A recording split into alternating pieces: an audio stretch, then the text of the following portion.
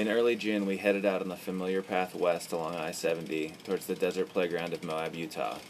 A new season also carried with it a new bike, and although we only had one night and one day, we figured we'd make the drive worth it. After building the bike at Chili Pepper, we would head high above town into the summer pastures of the La Salle Mountains to escape the searing heat of the desert. While most of the classic Moab rides were baking in 100-plus degree weather, we hoped to find single track through alpine meadows and shimmering aspen groves. The sky was blue, and the stage was set for a great ride before driving home that night. Mission to Moab version 2 was underway.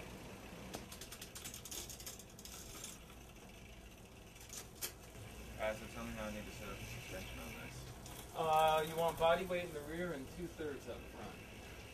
Of your weight? Yeah. So I think I need more of it. After some suspension setup with Jimmy, the Blur was ready to roll and we hit the road. Our destination was obvious. Moonlight Meadows has always been one of the best trails in the La Salles, and it has only gotten better since IMBA extensively rerouted it 2 summers ago. The ride starts out with a winding climb through dense pines before arriving at the trailhead in a meadow over 10,000 feet above sea level. After that, it's almost all downhill back to the car on some of the best single track you've ever ridden. We're about to cruise through this field, descend a little bit, and weave in and out of the trees and have a good old time. It's pretty nice. Go up about 2,000–3,000 feet and drop about 20 degrees or so, 20 to 30.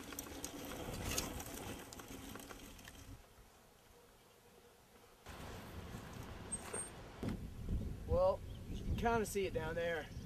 Down where that rim is, that ridge, that's the western rim of Moab. So Moab's down in that little valley, and that's where we came from, and that's where we're going. But as you can tell, it's not quite the desert up here. It's springtime in the mountains, and it's a nice place to be in the world.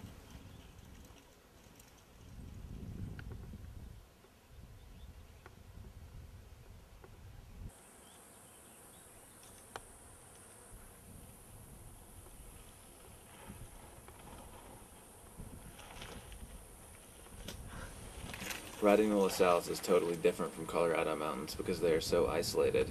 You really are riding on what is basically an island of high alpines surrounded by hundreds of miles of barren desert. Every direction you look, all you see is an endless maze of canyons and buttes 5,000 feet below you that stretch to the horizon. Then you'd be back deep in the forest and shielded from the heat far below. Only 24 hours after setting out, we were back on I-70, heading home, marveling at how so much can happen so quickly. Once again, we saw that no matter how little time you have, there's always something memorable worth doing if you're willing to make it happen.